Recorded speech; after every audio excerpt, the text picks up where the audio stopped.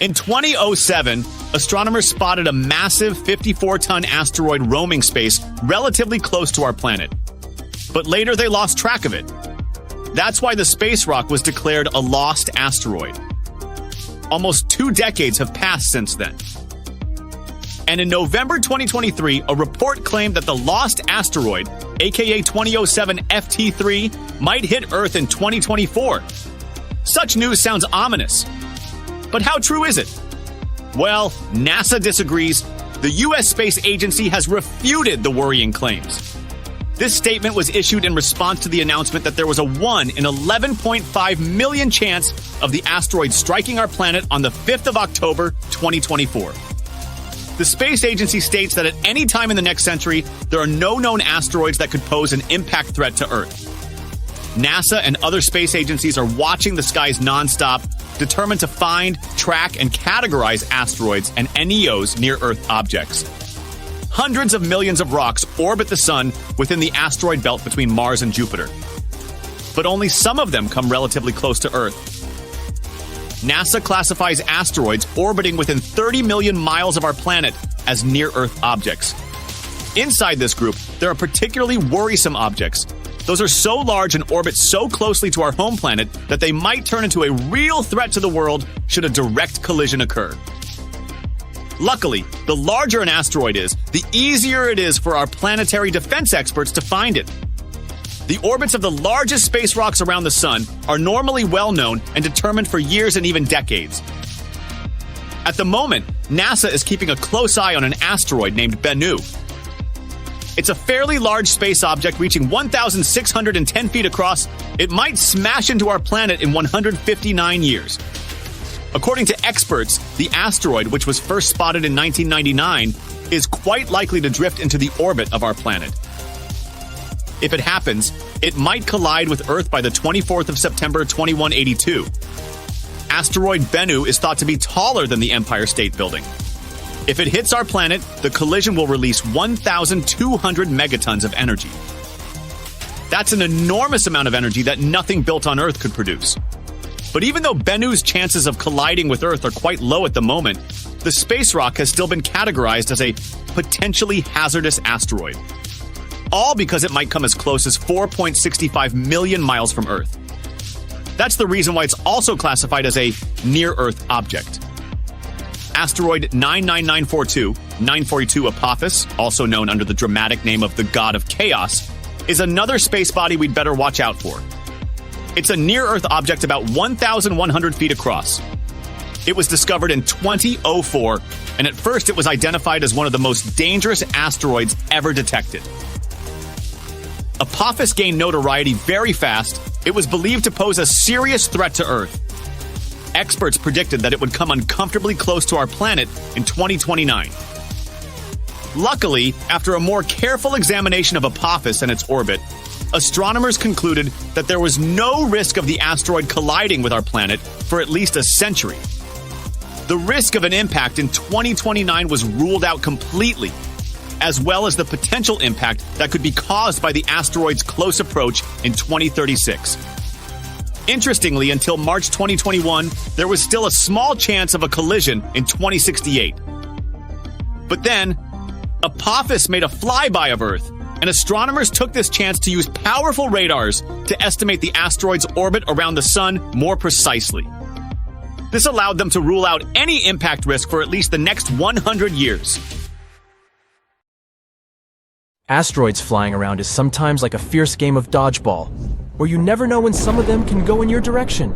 So we can just track the situation and hope for the best. To figure out the risk, scientists from different organizations have to study the positions and paths of the asteroids that come close to our planet, especially those that are at least 0.6 miles wide. And the good news is that none of these asteroids will probably hit us for at least the next 1,000 years. Phew! To give us an idea of their power, scientists did an experiment to simulate the impact of such a gigantic asteroid. The energy released from the collision would be a mind-blowing 100,000 megatons. That's like detonating 15,000 tons of dynamite.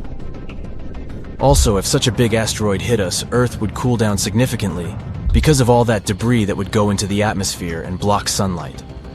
plants wouldn't be able to get their fuel in this case, so we'd all be in trouble, both humans and animals. Thankfully, such mammoth asteroid impacts are quite rare.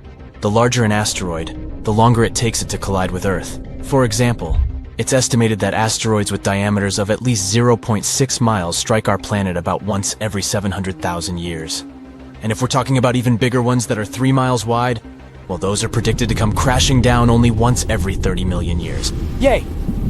But hold on. Don't get too relaxed just yet. Astronomers focus on really large asteroids because those are the ones that can kinda doom our planet if they hit us. Yep, you got it right. In a dinosaur kind of way. Even if one of them didn't erase us completely, the damage would still be enormous. So, there are still some asteroids wandering around that we need to keep an eye on to see how they might evolve over time. Scientists have a model of tracking them where they focus on the parts of an asteroid's path that come close to our planet to see if the space rock poses a risk to us. And it seems there might be one asteroid, 7482, 1994 PC1, 3,600 feet in diameter that might pose some danger. It's supposed to come closer to our planet in the next 1,000 years. And when I say risky, it means there's a 0.0151% chance of it coming within one Earth-Moon distance. It already passed by us in 2022, but we were lucky because it was far enough 1.2 million miles. I'd say we can relax when it comes to asteroid scenarios. For now. Asteroids slamming into Earth would be new for humankind, but not for the planet itself. As I said, there weren't many of those big ones, but they still had enormous consequences. The first one that comes to most people's minds is, of course, the dinosaur asteroid as big as a mountain that struck our home planet around 66 million years ago, near Mexico's Yucatan Peninsula. It was chaotic. Global firestorms and tsunamis were all over the place. Dust was blocking out the sun, and vaporized rock released sulfur, which then led to acid rain and the acidification of the oceans. But there was an even bigger fella that came before that one. Around 2 billion years ago, a gigantic asteroid crashed into our planet and left a massive crater in South Africa. The one we know today as the Redefort crater. And it seems this asteroid might have been even bigger than we all originally thought. Twice as wide as the space rock that erased dinosaurs. The Redefort crater is confirmed to be the biggest visible crater on Earth, with a diameter of about 99 miles. It used to be even bigger when it first formed, though. Maybe even 155 to 174 miles across. It's hard to figure out its true size because the crater has been eroding for the past 2 billion years. Think of it like slicing off layers from the rim of a bowl. The diameter gets smaller with each slice.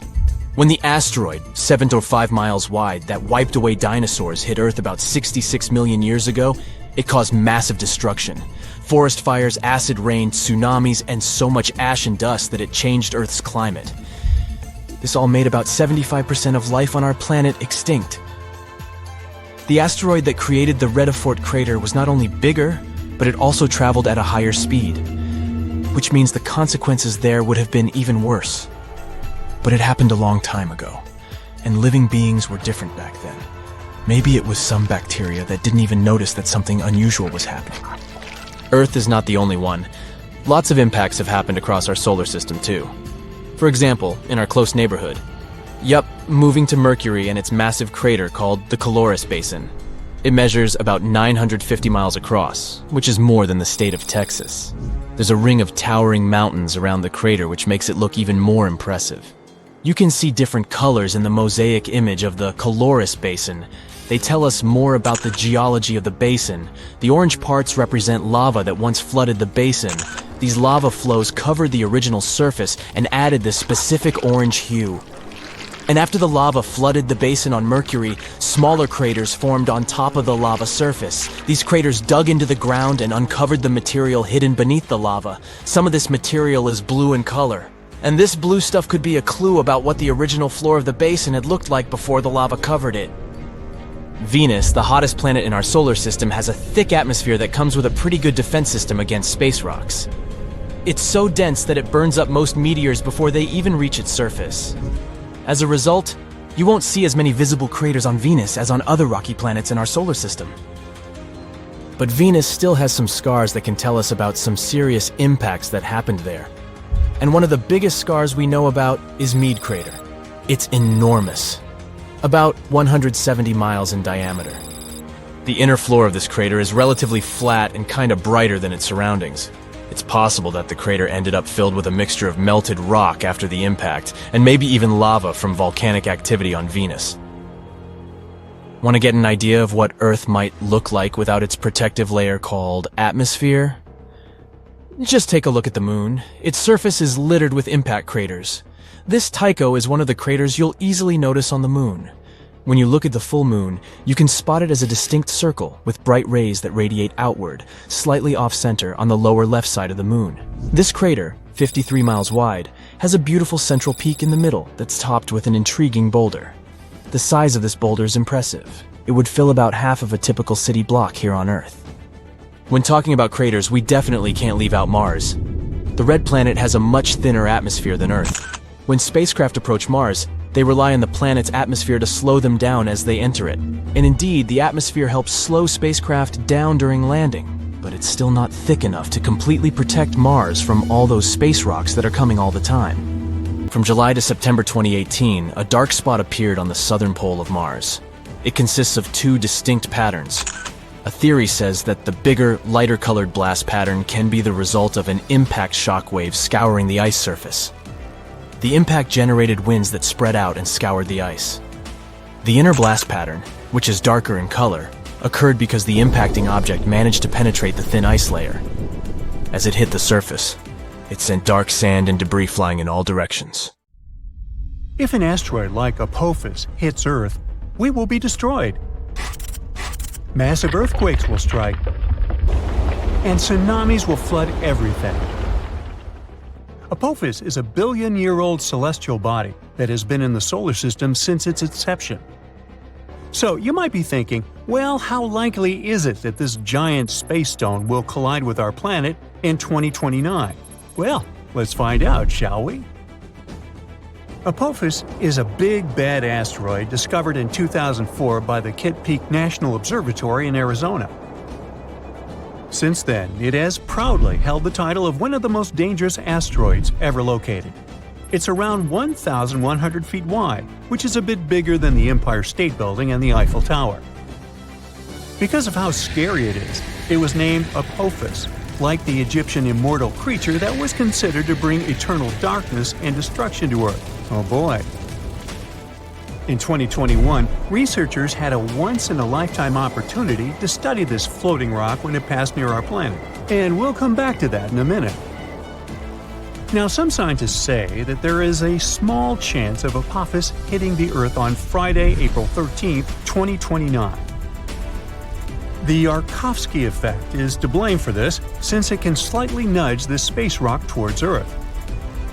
This effect originates from the uneven emission of thermal photons from a rotating celestial object, resulting in a fascinating force exerted upon it in space. These emitted photons possess momentum and play a pivotal role in shaping the dynamics of the body. The asteroid has two sides, light and dark, just like the Moon. The light side faces the Sun and is warmer than the dark side. But the thing also turns, so the sides constantly change direction and temperature. This change could be detrimental because it slightly pushes Apophis toward Earth. Unfortunately, nobody knows how the Yarkovsky effect will influence the asteroid's path. On the other hand, on the asteroid's last flyby of Earth in 2021, astronomers used radar to take accurate measurements of its trajectory and confidently concluded Apophis will safely miss Earth in 2029 by about 20,000 miles and won't bother us again for at least 100 years. Now, generally speaking, every 8,000 years, our planet is hit by a falling star that has similar dimensions to those of Apophis. The last time we were hit by a slightly smaller meteor was in 2013. A new spacecraft developed by NASA called the OSIRIS-REx was launched in 2016 to collect samples from another slightly less terrifying celestial body called Bennu.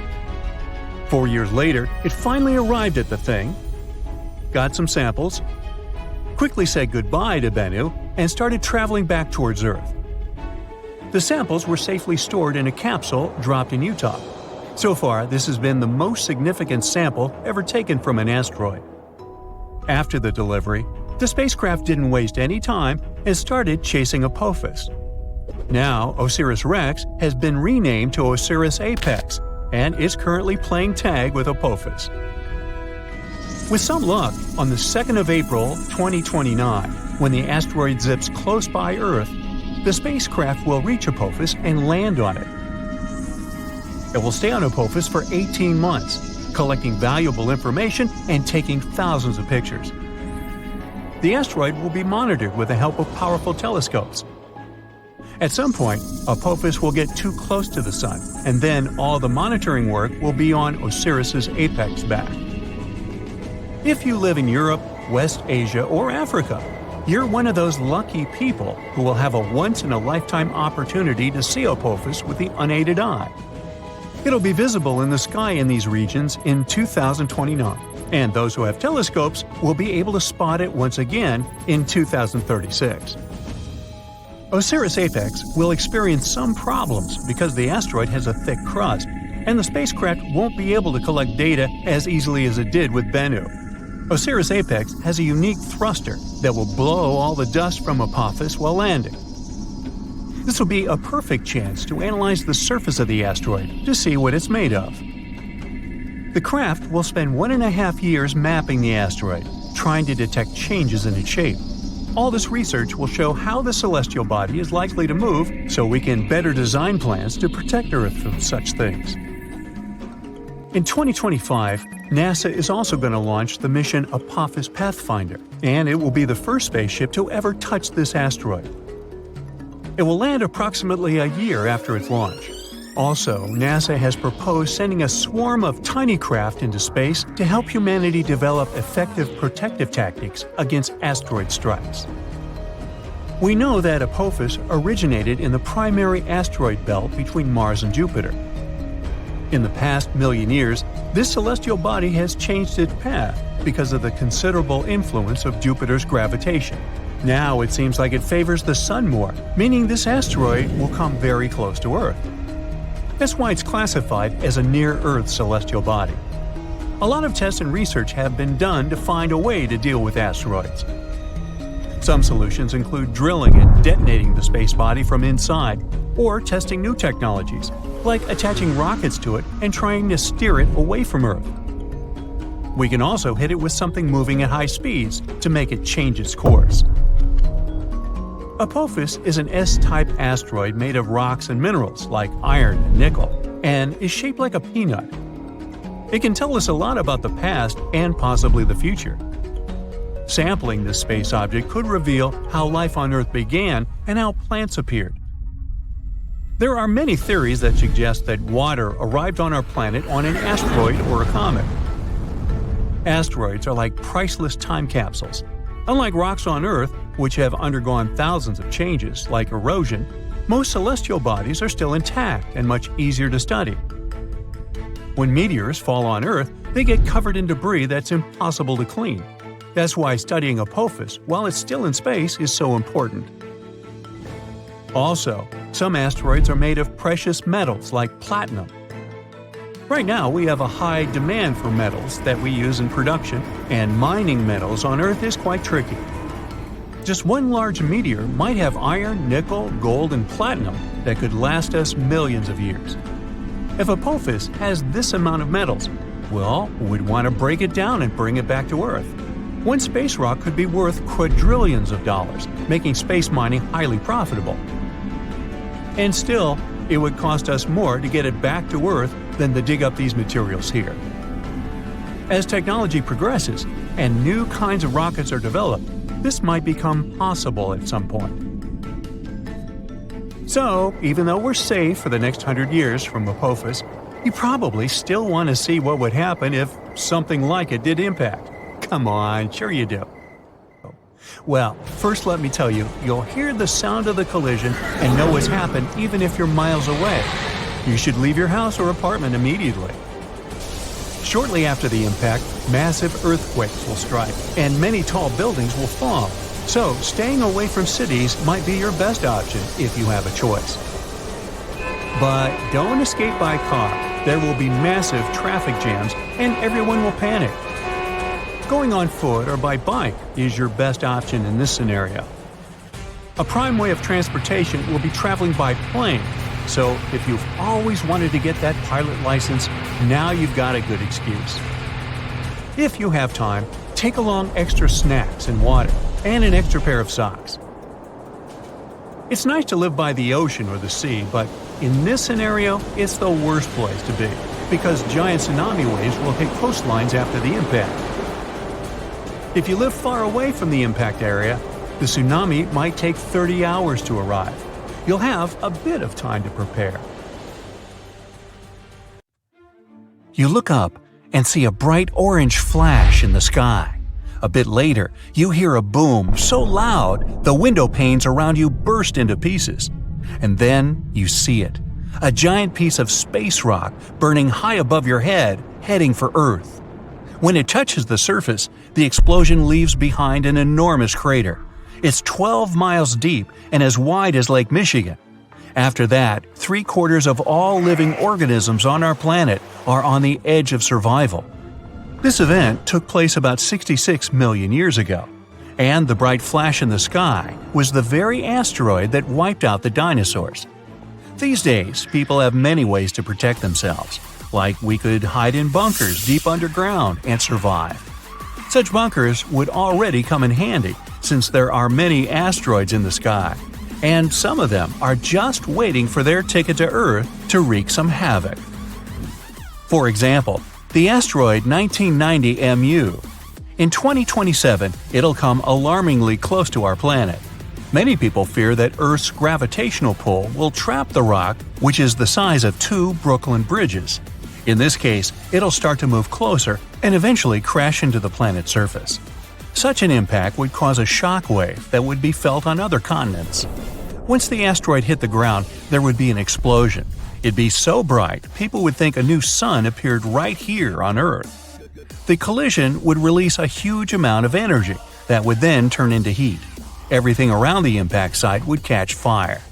And if the asteroid fell in the water, it would cause tsunami waves higher than the Empire State Building.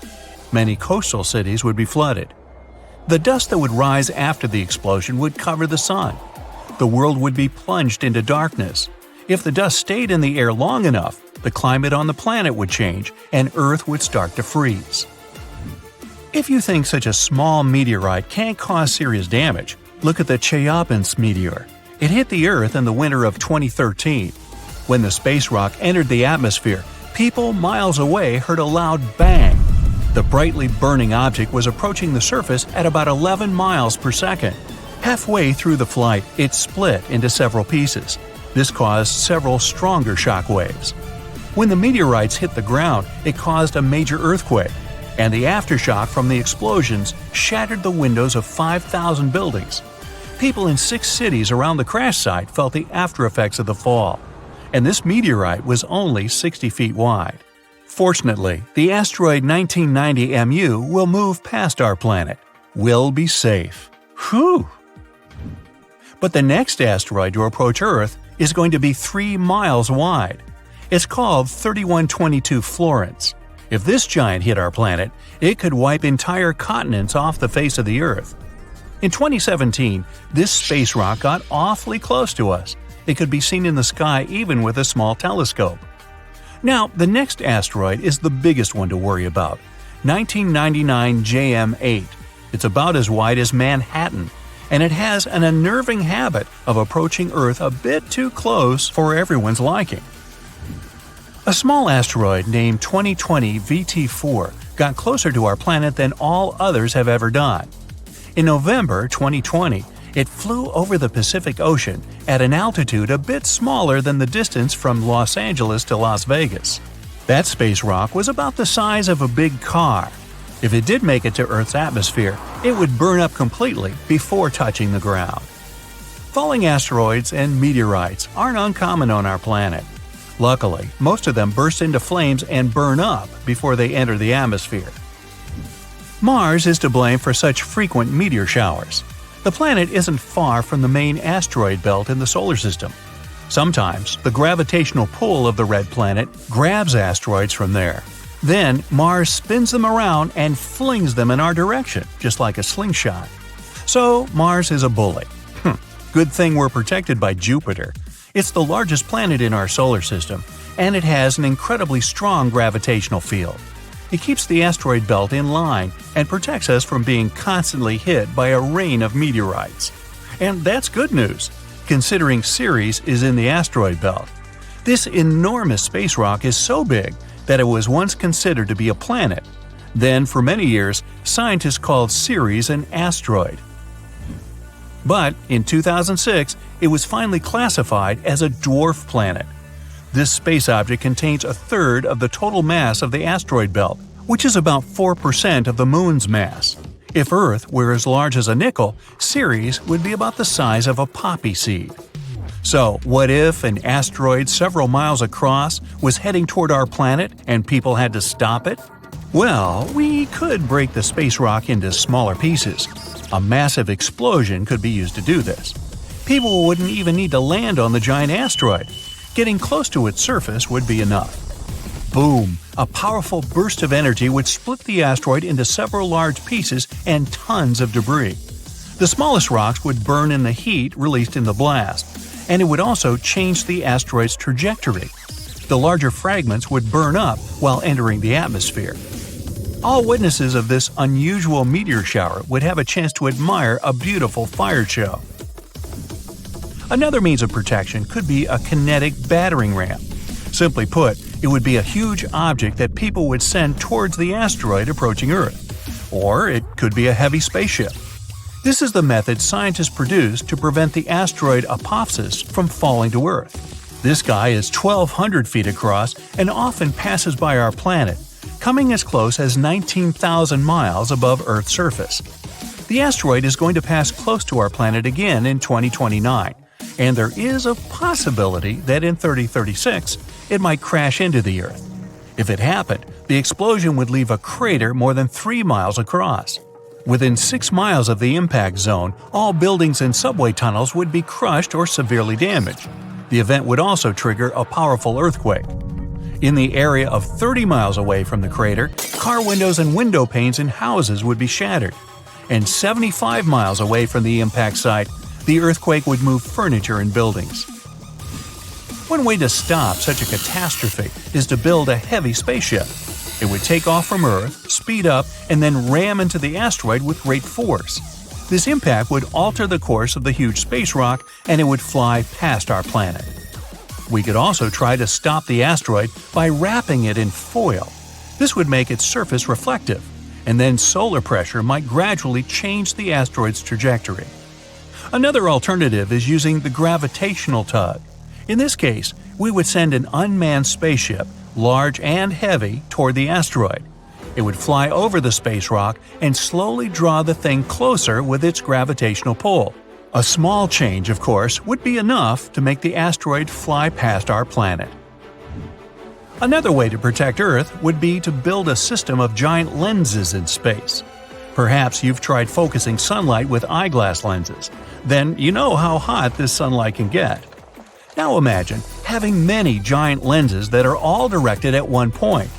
Scientists think that focusing such a powerful beam of light on the asteroid would make the rock melt and evaporate, slowly changing its route. And one more way to protect ourselves from the asteroid would be to install several rocket engines on its surface. It would turn the space object into a rocket, and we could set its course from Earth. Rogue stars pose a much bigger danger. Like asteroids, they fly through space and can collide with anything in their path. The problem is that they have a gigantic mass, sometimes comparable to our Sun's. Around 70,000 years ago, a duo of rogue stars whooshed past the Sun. It didn't affect Earth, but caused some disturbance on the outskirts of the solar system. This event is likely to happen again someday. The rogue star Gliese 710, about half the mass of our Sun, is moving toward our solar system right now. There's a possibility that it'll begin to grab asteroids from the outer asteroid belt and toss them at us. And then, rare meteor showers you can observe these days will become a regular occurrence. But right now, this rogue star is extremely far from our world. And there's a bigger chance that it'll pass by without affecting our peaceful existence. Imagine flying in a spacecraft in a cloud of asteroids at high speed. You dodge one more, and then hit the gas pedal to the floor and crash into an asteroid at full speed on purpose. This is exactly what NASA is going to do in the near future. The entire mission will begin at Vandenberg Air Force Base in California on November 24th. Let's follow it step by step. So, the Falcon 9 booster rocket is already on the launch pad. It's as tall as a 22-story building, or 11 giraffes, and it can get about 8 tons of cargo into orbit. So you could send a big elephant into space, and a supply of food for it. Countdown, 3, 2, 1, ignition! Smoke clouds everywhere, and the rocket begins to gain altitude. 9 engines are working at full power to accelerate the rocket. At its peak, it reaches speeds 10 times faster than the speed of sound. And then, the rocket engines shut down, and the rocket's first stage undocks to return to Earth. A couple of seconds later, the second stage receives the ignition command. It turns on its one engine and climbs even higher to orbit. The cargo capsule then opens and releases the DART spacecraft. DART stands for Double Asteroid Redirection Test. Once released, the spaceship deploys 2 large solar panels. It'll convert solar energy into electrical energy to power a revolutionary ion engine. Conventional engines create thrust by burning tons of fuel and ejecting it outward. The rocket itself is essentially pushing off the emitted gases. The ion engine will not burn fuel. It'll use a strong electric field to accelerate the ionized gas. Like conventional rockets, it'll eject this gas and create thrust by repelling it. And though the ion engine produces less thrust, it can accelerate the spacecraft to higher speeds. So regular rocket engines have an excellent performance on the road. They push the pedal to the metal, burning a bunch of fuel, while the ion engine slowly accelerates. But when a conventional rocket needs to make a refueling stop, the ion spacecraft will whiz past the regular one at insane speeds. So the DART spacecraft begins its year-long journey. By comparison, a flight to Mars would take about 7 months. Fast forward 1 year ahead, and we've arrived. This is the asteroid Didymos. The far point of its orbit is 2 astronomical units from our star. That's 2 Earth-Sun distances. At this point, the Sun begins to pull the asteroid back, and then it approaches the closest point to the star, 1 Earth-Sun distance. That is, its orbit lies very close to the orbit of our planet. Didymos made its closest approach to Earth at a distance of about 4.8 million miles. That's 20 times farther than the Moon's orbit. It takes 770 days to complete one such revolution around the Sun. So, Didymos is not considered a hazardous asteroid, but in the future, it'll approach the Earth even closer, and the consequences of a collision with it could be catastrophic, given its size. It's bigger than 2 Empire State Buildings, and it rotates at a rate of 1 revolution in 2 hours and 15 minutes, so it has a tremendous amount of energy. Plus, it has an asteroid companion. It's a small pebble 520 feet wide. It's like 12 school buses or 10 train cars. Its orbital period, that is, the time it takes the pebble to make a complete circle around the asteroid, is about 11.9 hours. NASA believes that asteroids up to 80 feet wide are likely to burn up completely in our atmosphere due to friction with the air, so they're not hazardous. Asteroids between 80 feet and half a mile in size will not burn completely and could cause severe damage. And asteroids over half a mile have the potential to wipe out large cities or even entire states. In that sense, we can consider Didymos potentially hazardous. So we're going to test one way of defending against asteroids on it: kinetic impact. That's why we sent DART here. So our spacecraft is going to hit an asteroid, only not its main body, but its little companion. DART is already moving toward it at about 4 miles per second. At that speed, a trip from New York to Washington, D.C. would take less than a minute, and a trip across the United States from coast to coast would take about 10 minutes. DART is getting close. 3 seconds to impact. 2, 1, BAM! The spacecraft crashes into the asteroid at full speed. What are your predictions? Asteroid explodes and is blown to pieces? Or asteroid flies off the main body into space like a billiard ball? Well, scientists predict that this collision will reduce the speed of this small asteroid by a fraction of a percent, but it'll still be enough to reduce its orbital period by a few minutes. Then our telescopes on Earth will be able to study the effects of the collision in more detail. And to learn even more, we'll send another spacecraft to Didymos on another mission. This is Hera. It'll be launched in 2024 and is scheduled to arrive at Didymos around 2027. This spacecraft will carry a bunch of research equipment to assess the collision damage done by DART. When it arrives, Hera will take many pictures of the small asteroid, including a fresh impact crater. Hera will also be carrying 2 CubeSats. These are miniature space probes, smaller than a shoebox. It'll launch these mini satellites, and they will make an even closer approach to the asteroid. They will study this space rock for 3 to 6 months. At the end of the mission, one of them will attempt to land on the asteroid's surface to learn even more about its composition and internal structure. It's also possible Hera will carry a mini impactor. This thing will have to make another impact on the asteroid. Then scientists will be able to evaluate the difference in impacts with a large spacecraft and a small one, and understand how we can defend against asteroids in the future. In theory, we don't need to send a giant rocket to a dangerous asteroid to destroy it. A single strike might be enough to shift the trajectory of the asteroid slightly. On a cosmic scale, changing the trajectory, even by a fraction, would dramatically change the asteroid's finish point. But kinetic impact is not the only way to deal with hazardous asteroids. Check out the gravity tractor. For this technique, we need to send a spacecraft toward the asteroid too. Only it won't crash into it. It'll have to go into its orbit. Any asteroid has a force of attraction, and it'll pull the spacecraft toward it. But the spacecraft's engines will keep it at the same altitude, so the asteroid itself will start attracting to the spacecraft. This method is reliable enough, but it takes a long time. And it'll only work if we detect a potentially hazardous asteroid many years before it arrives at Earth. We should have enough time to send a spacecraft to the asteroid and then carry out an asteroid tractor technique. The other option is a laser. When an asteroid is found, we need to aim a powerful laser beam at it. It'll heat up a certain point on the asteroid, causing the material there to evaporate.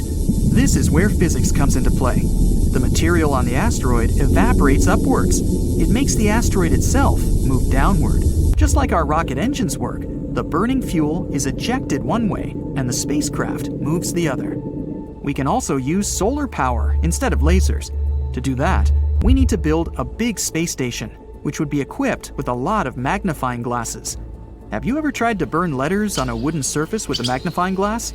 Well, we'd be doing the same thing, but with an asteroid. The space station will have to focus lots of the sun's rays into one point on the asteroid. Again, the material evaporates because of the high temperature, and this causes the asteroid to change its trajectory slightly so that it flies past our planet. How about foil? That's right, we can avoid a collision with an asteroid by using ordinary foil. We would have to wrap the asteroid in the same reflective material. Then the asteroid won't absorb the sun's rays, but will instead reflect them. This creates a little pressure on the surface of the asteroid. It's as if the sun's rays are pushing the asteroid, and it'll be able to change its trajectory. And not the most obvious but reliable option is conventional rocket engines. We can put several powerful engines on the asteroid. This would create thrust and change the trajectory of the asteroid. And if there are enough engines, we can even take control of the asteroid. So when a bigger space rock appears on the horizon, we'll turn on our engines and point the asteroid straight at it. Such a collision can completely destroy even a very large asteroid. And it would make for one epic light show. Asteroids aren't as rare on our planet as we may think. About 17,000 of them visit us every year. You've probably seen at least one in your life. For example, if you've seen a shooting star. They leave these bright tails behind them as they pass through Earth's atmosphere. Of course, they only look beautiful in the sky. If they reach the ground, the consequences would be catastrophic. Luckily for us, most of them explode 30 to 50 miles above the surface. Their mass is too small for them to withstand such a journey to the end, so most of them remain harmless to us. But we shouldn't underestimate them. Let's start with the smallest ones. 1 to 3 foot high asteroids are about the size of a person. They're too small to cause any real damage. Most often they explode in the atmosphere, without even reaching its lower layers. but at the same time, they splash up tons of energy over the surface every time. 13 to 15-foot asteroids, the height of giraffes and mammoths. These larger meteorites come to us less often, once a year and a half. Like the previous ones, they, fortunately, don't pose a serious threat, but they splash out much more energy. 30 feet, the height of a 3 to 4-story building.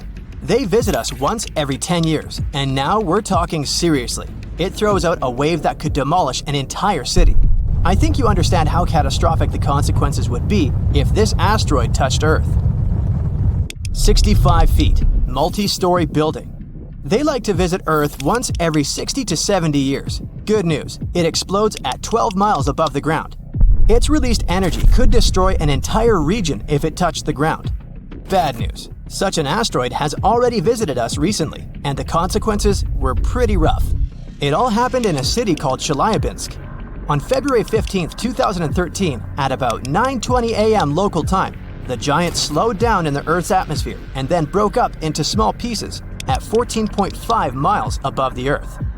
These pieces then flew in different directions. It shattered the windows all over the city and damaged many buildings, including people's houses, schools, and others. It took a while to repair everything, and the scale of this destruction was quite serious. As a result, there were 1,615 injured. But fortunately, no casualties. At least we're safe for the time being. The next such asteroid may come to us only in the 2070s or 80s, and no one knows where exactly it wants to land. Now let's move on. 300 feet. This is the height of the Statue of Liberty together with the pedestal. Such a giant can be seen every 4,500 years, and this is the first asteroid on our list that may literally crash into Earth. The consequences are disastrous. Not only may it demolish an entire city, but it can also set fire to neighboring areas. Well, some people even witnessed such a meteorite land on our planet. The notorious Tunguska meteorite is the biggest asteroid disaster that people have ever seen. It all happened on June 30th, 1908 in eastern Siberia. The meteorite was bright, like a second sun, and people felt the heat wave when it just approached the Earth. It exploded near the river. Fortunately, the whole area was surrounded by taiga, and there were no big cities nearby. But even there, it immediately destroyed a lot of trees.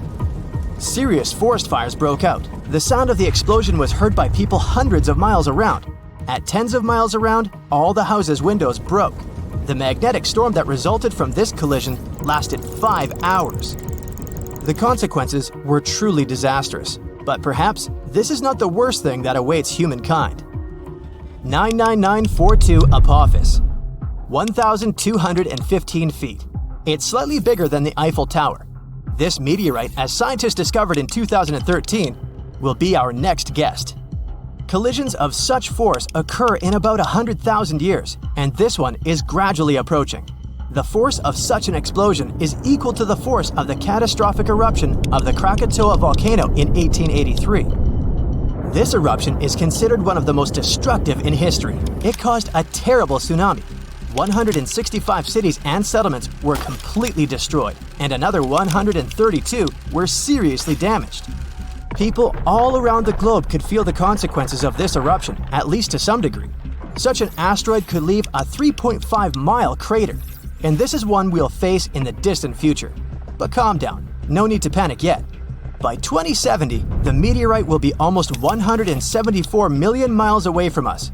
It still has a very long journey ahead of it, so we're safe for at least 100 years, or even more. Besides, our planet has survived something even worse.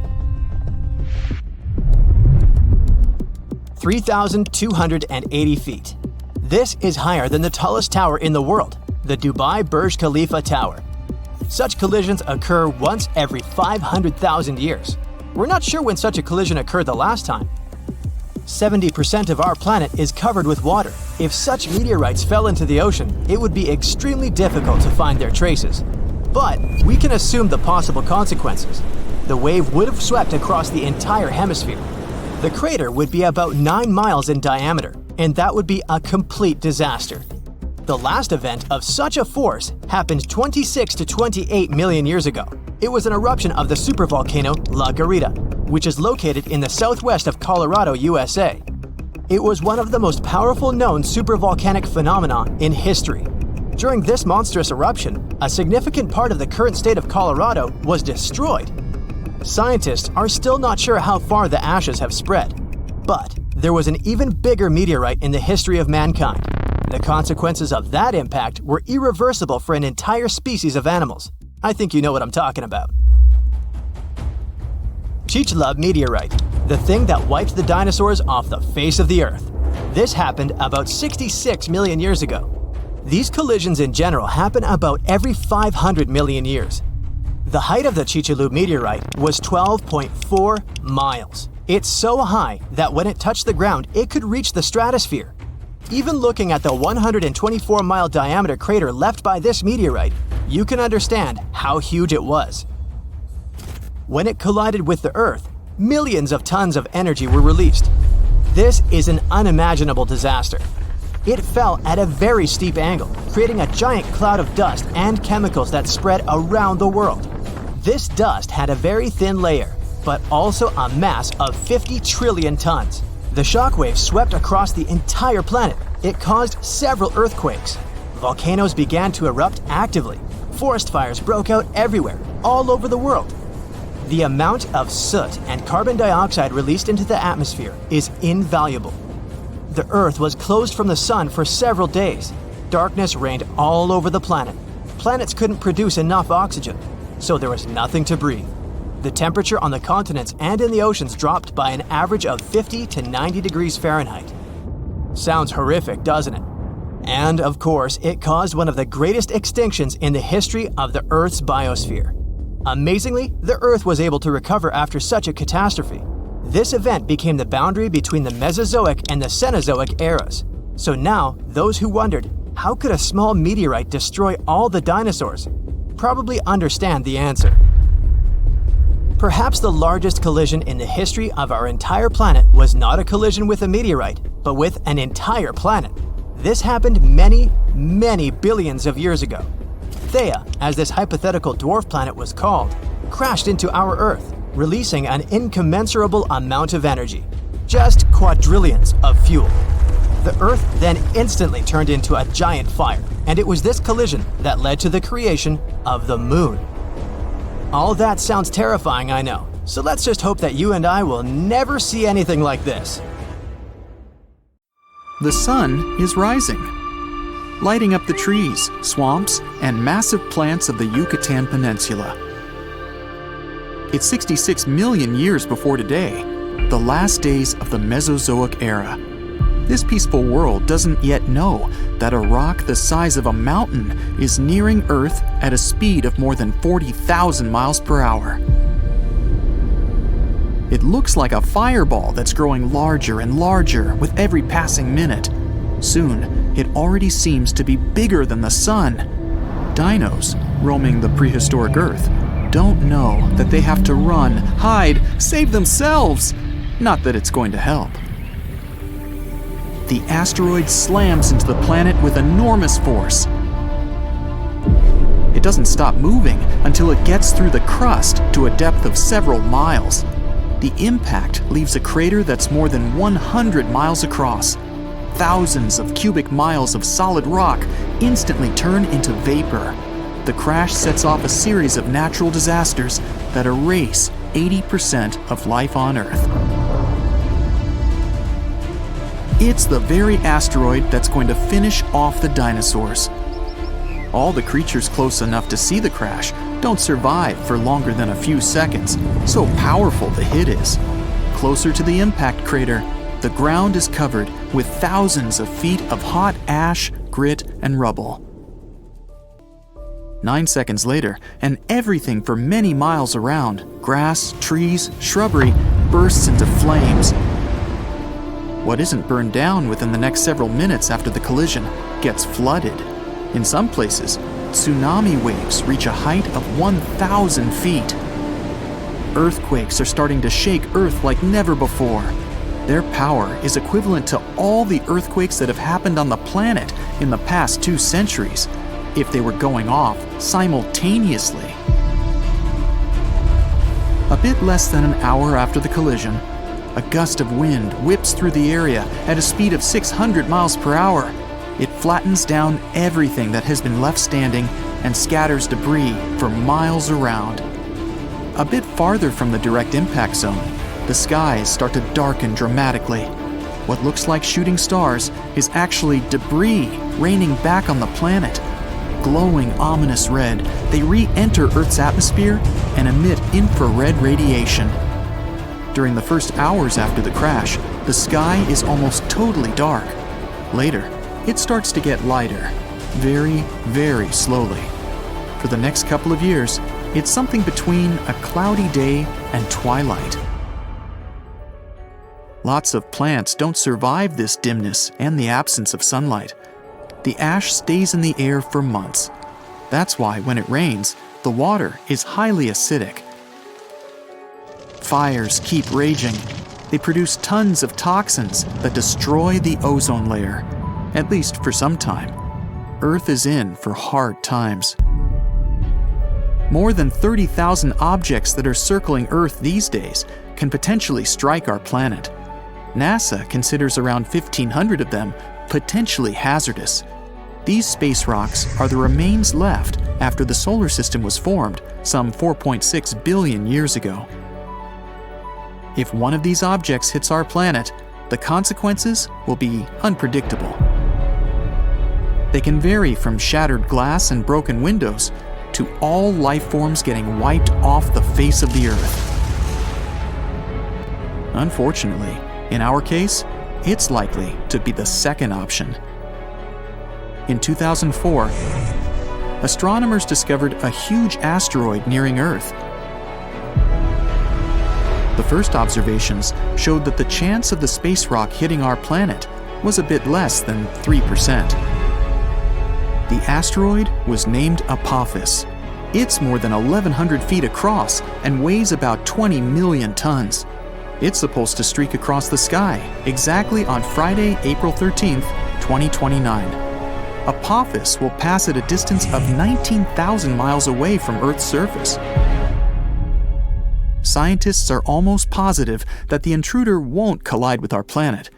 What's more, they're super excited about the possibility to see this space object close up. And not only them, up to 2 billion people will be able to watch the asteroid pass with the naked eye. But even though this space rock might miss our planet in 2029, it doesn't mean it won't return 7 years later, in 2036. That's when life as we know it might no longer exist. Earth's gravitational pull is likely to bring the asteroid closer, and when it comes back almost a decade later, it's going to be on a closer collision course. Then, what would happen if Apophis or any other asteroid its size crashed into our planet? It would hurtle down to Earth at a speed of more than 1,000 miles per hour. Because of its huge size, air friction wouldn't be able to slow down the invader. Earth's crust would finally stop the asteroid. The impact would turn into vapor not only the space rock itself, but also a huge chunk of the planet's crust. The collision would flatten even reinforced concrete buildings many miles away from the crater. If the asteroid landed in the ocean, the tidal waves would reach several hundred feet. They would cleanly scrub nearby coastlines. Some debris would travel so fast they'd leave the atmosphere and start to orbit Earth. But most of the rubble would rain back to the planet. This would be heating the atmosphere until it got as hot as an oven. Wildfires would be spreading all over the world. Anything not sheltered underground would be cooked in no time. And then, for a year or even longer, Earth would look the same as it did after the asteroid hit it more than 60 million years ago. Ash, soot, no sunlight. A gloomy place. By the way, in 2015, astronomers noticed a 1,300-foot wide asteroid a mere 3 weeks before it passed alarmingly close to our planet. If its course had been a tiny bit different, people wouldn't have had any time to prevent the collision and save themselves. Does that mean that if a similar giant headed toward Earth, we would be doomed? No worries, people would still have a chance to survive. For one thing, we could use a spacecraft to knock this visitor from outer space off its course. Or it could somehow be blasted into pieces. Scientists could also slow the thing down with the help of concentrated sunlight. Or people could probably tug it away with a gravity tractor.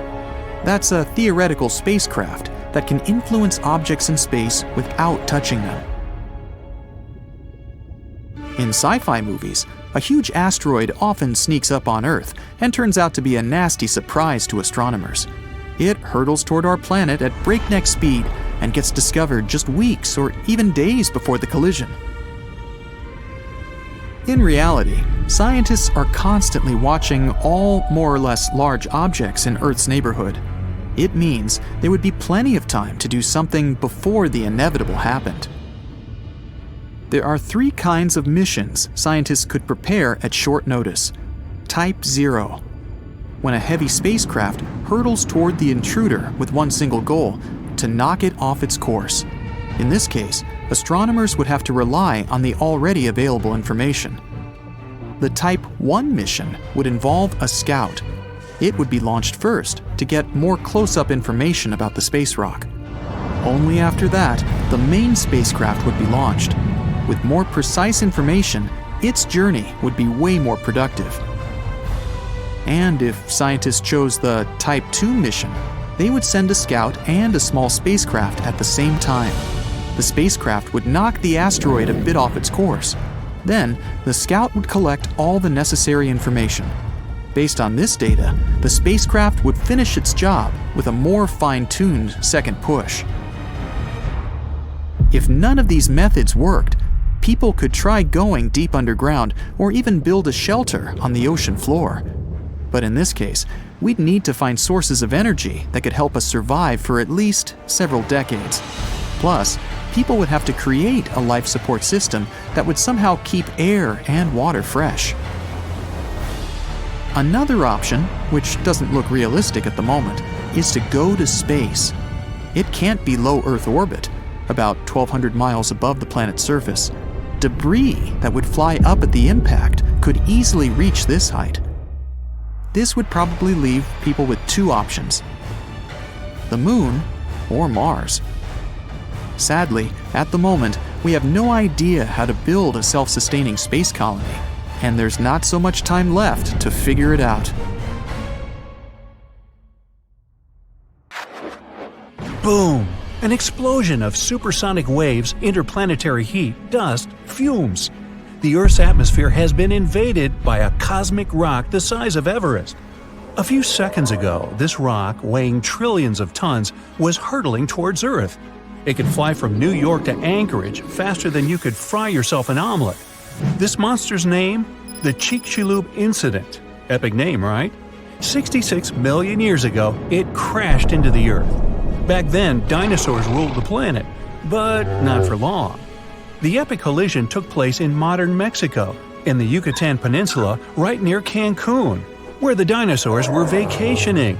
Well, probably not. Still, the huge space rock hit the ocean, but even all that water couldn't stop the inevitable. The collision caused a huge amount of energy to be released. The horror on a planetary scale had begun.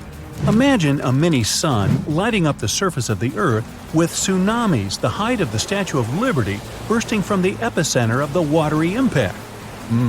Not good. The blast blew through the surface of the Earth. It was as hot as an oven and burnt everything in its path. The impact provoked a colossal earthquake and serious volcanic activity. A bunch of volcanoes simultaneously released hot lava and ash into the prehistoric skies. Millions of tons of ash and soot poisoned the air. This formed a huge ash cloud in the atmosphere, which blocked out the sun's rays for several years. The long winter had begun. Only there wasn't any snow falling from the sky, but rain made of sulfuric acid. Yes, the Chicxulub incident might just be the most important thing that ever happened in the history of our planet. Even more than YouTube. Back then, there were loads of volcanic eruptions, a lot of flammable oxygen in the atmosphere, constant temperature changes. It was the perfect and worst time for all of this to go down. So, how are we so sure about all this? Well, the asteroid left an absolutely huge crater on the planet's surface. Today, this scar is hidden under the Gulf of Mexico. Scientists found a lot of places on Earth with abnormally high levels of iridium. This metal is very rare on Earth, but it's in a lot of asteroids that scientists have examined. Scientists studied some 66-million-year-old rocks. In the layers of rock, they found dust, the same dust that comes from asteroids. This could only have happened if a huge asteroid had crashed into Earth. The catastrophe led to the extinction of not only the dinosaurs, but also the asteroid. It was so hot at the point of impact, part of the asteroid just disappeared. A lot of water vapor and carbon dioxide shot up into the atmosphere. But the biggest problem, sulfur. It got kicked up by the asteroid impact and flew up into the air. These tiny sulfur particles blocked out a lot of the sun's rays. Without the sun, a lot of plants disappeared and the climate eventually got colder. The immense heat turned stones into glass. Scientists call these things tektites. The energy of the impact threw them up into the skies. After a short flight, the tektites fell down to Earth. But it wasn't pretty. Rain fell too, only instead of drops of water, you'd have seen hot glassy fireballs. They bombarded the planet's surface for days. The tektites set fire to everything. Scientists found evidence of this all over the world, not just near the collision site. But a lot of things from back then are still a mystery. Some scientists think that Chicxulub wasn't even an asteroid. It might have been a comet. Asteroids are mostly made of stone and metal. Most often they kind of look like a potato. A comet contains rock, metal, and ice. Comets look like dirty cosmic snowflakes, complete with ammonia, methane, and carbon dioxide. Comets sometimes come from the Oort cloud. It's a huge cloud of ice and debris around our solar system.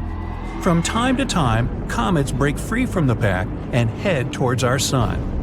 According to scientists, this special comet flew right past Jupiter. The gravity of that huge planet accelerated the comet even more. It flew towards the sun, gaining more and more speed. The comet's outer ice shield started to evaporate, and it probably gave off a lot of dust and gas, which made it look like it had a tail. The sun's gravity eventually shattered the comet apart. One of the fragments flew through space and crashed into the Earth 66 million years ago.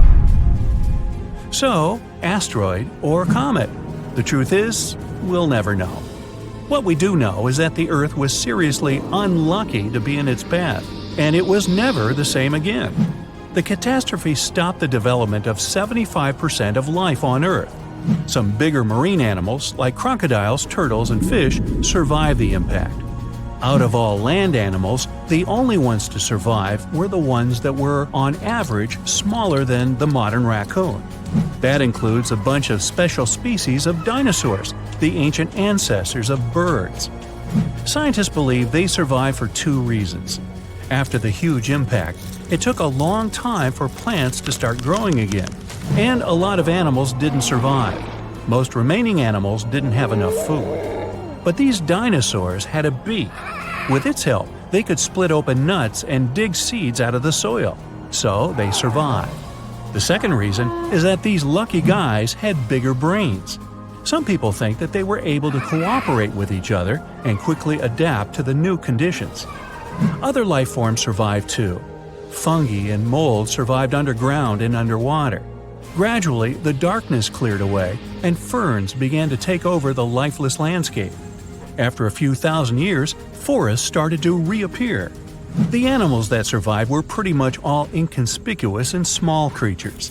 They lived in burrows, safe from all that hot ash. Before the collision, mammals had lived in the shadow of dinosaurs.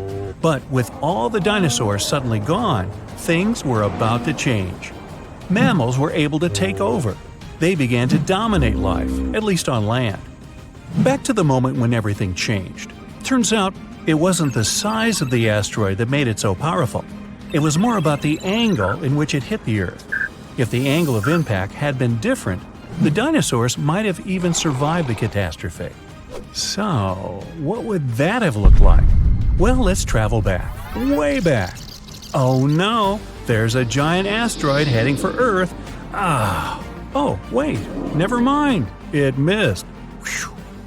There are plenty of earthquakes, tsunamis, and volcanic eruptions every day, but dinosaurs don't mind that much. No big deal.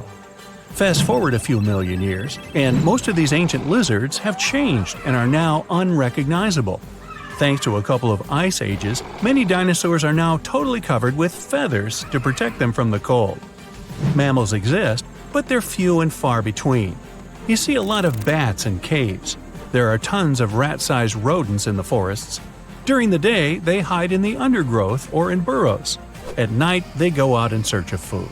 There are no horses, no elephants, or other large mammals. Why become large and eatable when there are so many dangerous reptiles with huge fangs around? There are no whales in the sea. Parrots, hawks, and pigeons are nowhere to be seen.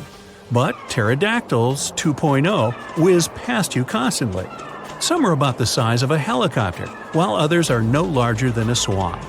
There are plenty of primates, but they're in no hurry to climb down from their trees and walk on two legs. No venturing out into the savannah, no evolution into Homo sapiens. In this alternate reality, open spaces are very dangerous. But then again, so are forests and trees. Nowhere is safe. To get some delicious primate treats, many smaller dinosaurs learned to climb trees. This was already happening back in the Cretaceous period, right before that huge asteroid just missed Earth. Whew, that would have been an epic collision. Dinosaurs have grown wiser since that near miss. Some are even as smart as a modern chicken. A large brain uses a lot of energy, and that's not always a good strategy for survival. Safer to keep brains small and keep making those teeth bigger and pointier.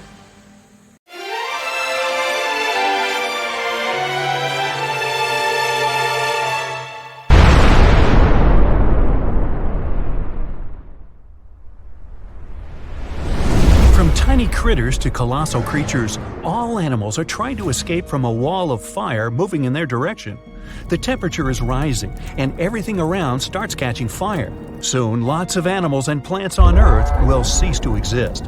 This is the aftermath of a giant asteroid crashing into our planet. But what if dinosaurs had had critical thinking skills? They could have guessed what was going to happen, because this asteroid was visible a year before the impact. 1 year before the impact. With no city lights, all bright spots in the sky are stars. Some of them are planets reflecting the light coming from the sun, like Mars. But one of these dots is the asteroid. Later, it's going to be known as Chicxulub Impactor.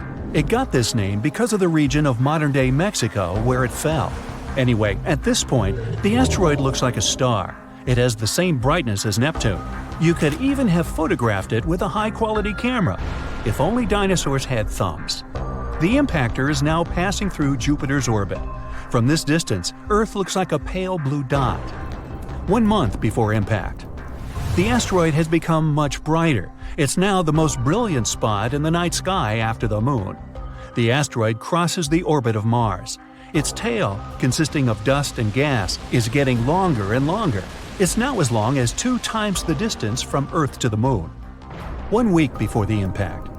The intruder's tail is now 5 times the distance from the Earth to the Moon, but the dinosaurs can't appreciate its beauty. To them, it's just another bright dot in the night sky. If this asteroid were flying toward Earth right now, scientists could pinpoint the exact location of its impact within a mile. Then we would evacuate people from the impact area and avoid a major catastrophe. 1 day before the impact. The Chicxulub Impactor now holds first place among the brightest objects in the sky. The light surrounding it, called a halo, seems even bigger than the Moon itself. The asteroid is now passing through the Moon's orbit. It looks like a bright spot that leaves an ashy trail behind it. 1 hour before the impact. The light from the Chicxulub Impactor is brighter than the full Moon, and its movement can be seen with the unaided eye. Nights on Earth aren't dark anymore. Only now, dinosaurs begin to feel anxious. All animals on Earth start to seek shelter. 10 minutes before the impact. The asteroid is now passing through Earth's orbit. Thousands of small fragments from its tail begin to fall on the planet. It looks like a meteor shower. So far, these fragments are too small. They all burn up in the atmosphere before reaching the surface of the planet. The asteroid is approaching South America. If someone was looking at it from Europe, it looked like a sunset. The bright dot of the Chicxulub impactor is falling behind the horizon. 2 minutes before the impact. Dinosaurs can now easily see the asteroid shape. If they knew how to do it, they could even estimate its size. It's a bit more than 6 miles across, which means it's almost the size of Manhattan Island, and the giant's weight is 15 plus 15 zeros pounds. It's flying toward the Yucatan Peninsula at a mind-boggling 7.5 miles per second. At that speed, you could get from New York to Los Angeles in around 10 minutes, but you'd kind of burn up on the way. 10 seconds before the impact. The Chicxulub impactor is now approaching the ground. A few more feet and bam!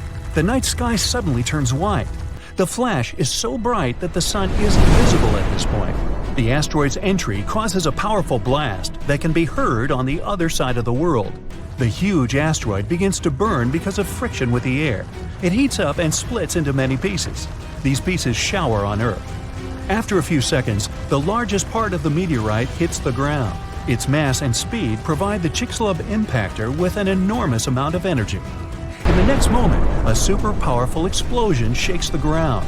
The blast wave from the meteorite begins to spread out from the impact site. It rips out huge chunks of soil and trees and then pushes them to the ground like dominoes. The temperature of the blast wave is so high that everything around the impact site catches fire. The energy released during the collision also penetrates deep into the planet. This causes the strongest earthquakes in our planet's history. They in turn generate tsunami waves as high as the Empire State Building. 5 minutes after the impact, the meteorite leaves behind a huge crater. It's as wide as Lake Huron and deep enough to fit inside 2.5 Mount Everests. Dinosaurs are running around in panic. They try to evacuate toward North America, but most of them don't make it through unfamiliar swampy territories. Another danger is the ongoing meteor shower. Hundreds of tons of ash and debris rise into the air. Heated up by high temperatures, they fall to Earth in the form of liquid lava. Ash and smoke fill the atmosphere and block the sun's rays. Earth plunges into darkness. For several more weeks, our planet will be totally dark. Acid rains will fall on its surface non-stop. There was a lot of sulfur in underground deposits on the Yucatan Peninsula. The energy of the explosion evaporated all this sulfur. Now it's cooling in the air, gathering in clouds, and dripping to the ground. Most animals survive the impact, but the mass extinction continues for many more months. The collision has plunged Earth into darkness, and this has wiped out most of the plants that fed on sunlight. The plant-eating dinosaurs have lost their main food source and begin to disappear. But plant-eating dinosaurs are the main diet of meat-eaters, and now dinosaurs like T-Rex have nothing to eat. Soon, they go extinct too. In other words, it wasn't a meteorite that wiped out dinosaurs, but hunger and climate change. Meteorites of this size fall once every 100 million years. It means that such an event might happen again. Will humans manage to survive this disaster? These days, we can look out far into space, and the appearance of an asteroid the size of the Chicxulub impactor won't be a surprise to astronomers. In general, asteroids that are more than 460 feet across are considered potentially dangerous. Anyway, if we know about the approaching space body, we'll be able to build shelters filled with food and water supplies. Once the asteroid is close enough, we can wait for the impact and its consequences inside. But when people come back to the surface, they'll see cities and towns torn down. Our planet will look like a lifeless desert. That's why we need another alternative, which is to prevent the impact. Here, we have many options depending on the size and material of the asteroid. According to NASA, the most effective way is a kinetic ramp. We'll need to send a fairly large and heavy object, such as a spaceship, into space. When it approaches the asteroid, scientists will choose the perfect trajectory, and the ship will crash into the space body. A powerful collision will change the asteroid's course, making it fly past Earth. The further this space body is from our planet, the easier it'll be to send it away. Another option is a controlled explosion on the surface of the asteroid. Newton's first law of motion will help us here. It says if a body is moving at a constant speed in a straight line, it will keep moving that way unless it is acted upon by a force. So, if we make a big enough explosion or force, the asteroid will shift its trajectory. How much it moves depends on the amount of force applied to it. We can also blast the asteroid right from inside. In this case, there will be no need to change its trajectory.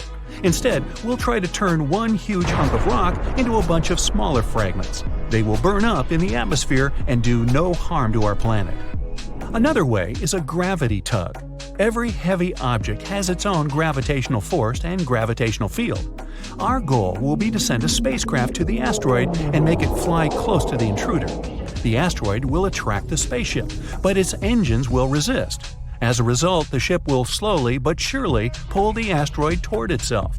This method will take much longer, but gradually, the trajectory of the asteroid will change and it won't crash into Earth. Hopefully. We can also use solar power. We can build a spaceship with a system of giant magnifying lenses. Then we'll send that station closer to the Sun.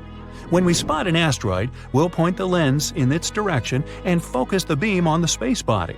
The heat from the Sun will cause the asteroid's material to evaporate. Eventually, this will make the intruder change its trajectory.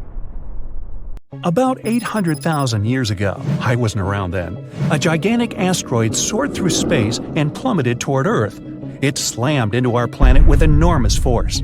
It blanketed 10% of Earth with shiny black and green lumps of rocky debris known as tektites. Tektites are pieces of rock that get liquefied by the heat of a meteorite impact. Then they cool down to look like dark glassy pebbles. A trail of these tektites was strewn across Southeast Asia and reached all the way to eastern Antarctica. This is how scientists know this giant meteorite crash happened.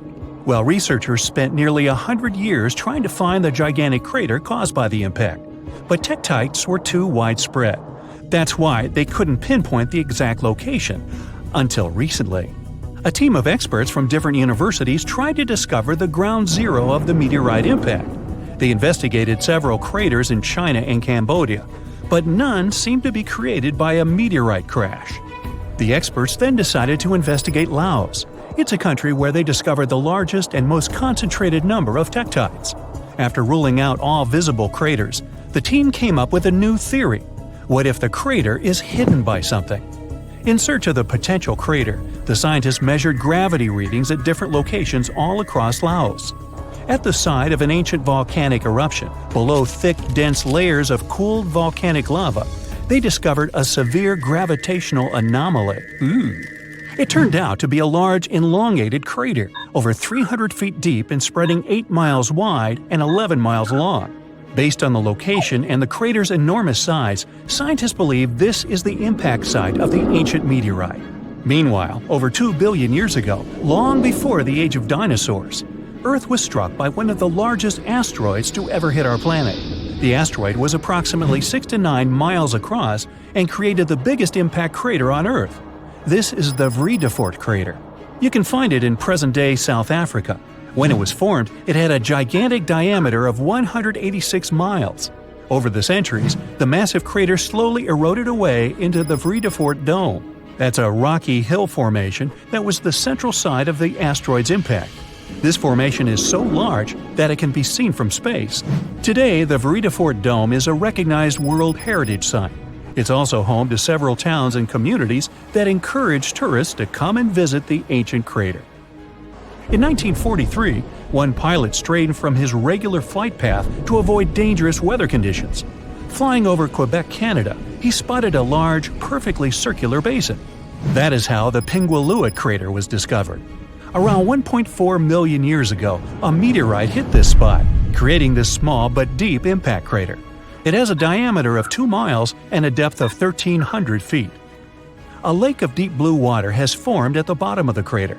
It's said that this lake contains some of the purest water in the world as it has no inlets or outlets. It means that the lake is only filled by rains and melting snow.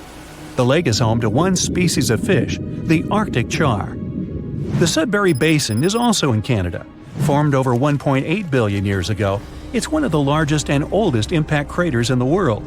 It's located in Ontario, but the impact from the collision was so powerful that debris from it was found 500 miles away in Minnesota.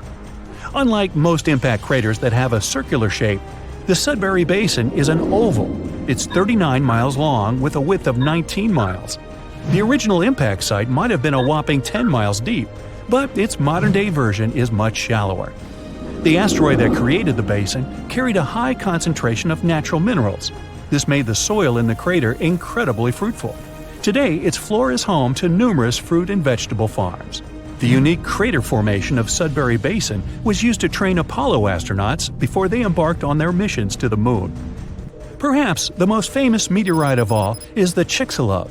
That's the meteorite responsible for wiping out 75% of all plant and animal life on Earth, including the dinosaurs. The Chicxulub meteorite had a diameter of 6 miles when it struck Earth 66 million years ago. The crater now lies off the coast of Mexico, hidden deep beneath the seabed. It's around 93 miles across and 12 miles in depth. Recently, scientists managed to drill deep down into the highest peak of the impact crater to collect rock samples. They discovered that the disappearance of dinosaurs wasn't caused by the giant size of the meteorite or the scale of the blast. It was because of the exact location where the Chicxulub hit Earth. The meteorite struck part of our planet that was densely filled with a mineral compound called gypsum. It's a soft sulfate mineral that is typically used as a fertilizer. The collision blasted so much sulfur into the air that it blocked out the sun. This caused the prolonged dark winter that doomed the dinosaurs. One of the youngest craters on Earth is the Barringer crater in Winslow, Arizona. The Barringer crater is also one of the best preserved craters on Earth. It was formed 50,000 years ago when a heavy meteorite made mostly of iron plummeted down from space. Earth's atmosphere barely slowed down the massive chunk of metal. It collided with the ground with incredible force. The meteorite vaporized upon impact, leaving very few remains. The crater left by this powerful explosion was named after the man who identified it in 1903. It was a mining engineer named Daniel Barringer. The diameter of the crater is 3,900 feet and it goes 560 feet deep. The Barringer family still owns the impact site to this day. You can visit the crater and take a guided tour around its rim. The Papagai crater in Siberia is one of the most interesting craters on Earth. An asteroid impact over 35 million years ago formed this massive basin. The crater is 62 miles across, which makes it the fourth largest one in the world. This crater is unique as it's home to one of the largest diamond deposits in the world. The intense pressure from the collision transformed the graphite at the impact site into diamonds. Scientists say that the crater contains trillions of carats of diamonds, but no one has ever mined them due to the site's remote location and lack of infrastructure. In the year 1530 BCE, a meteoroid entered Earth's atmosphere before shattering into pieces. The meteorite's burning fragments rained down on Earth and crashed into the planet's surface. As a result, a group of craters appeared on a small Estonian island, Saaremaa. The largest crater is a 360-foot wide perfect circle. It's 70 feet deep and filled with blue water. 8 smaller craters that appeared during the collision can be found within a half-mile radius of the largest crater. The impact of the meteorite fragments caused the trees on the islands to catch fire. Almost all forests burned down. Luckily, the woodlands have now grown back and the craters are a popular hiking destination for tourists. A meteorite struck the area we now know as Quebec, Canada, around 200 million years ago. This collision created the 6th largest impact crater in the world. It had a diameter of 40 miles.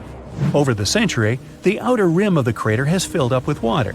It's now known as Manicouagan Reservoir. The impact crater lake is so large it can be seen from space, and its strange shape gave the lake its nickname, the Eye of Quebec. The oldest meteorite crater in the world is in Western Australia. The Yarrabuba crater is 2.2 billion years old. Well, that gets my vote for the best crater name. The impact site is so ancient that the original crater has completely eroded away. Yarrabuba's diameter was around 19 to 43 miles. Scientists managed to figure out the age of the impact site by analyzing the ancient crystals and minerals found within the crater.